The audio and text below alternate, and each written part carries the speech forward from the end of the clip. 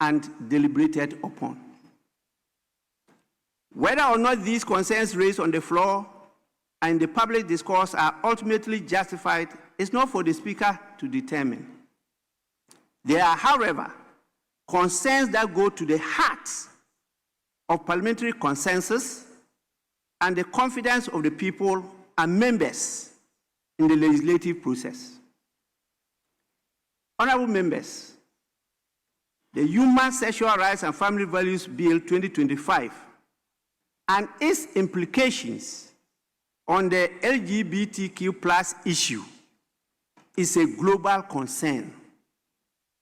Therefore, the eye of the world is upon this Parliament, the Parliament of Ghana.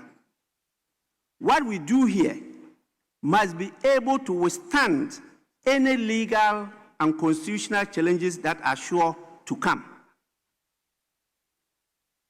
The bill has from its inception been presented to the nation as a bipartisan legislative initiative. Such bipartisan cooperation represents Parliament at its finest.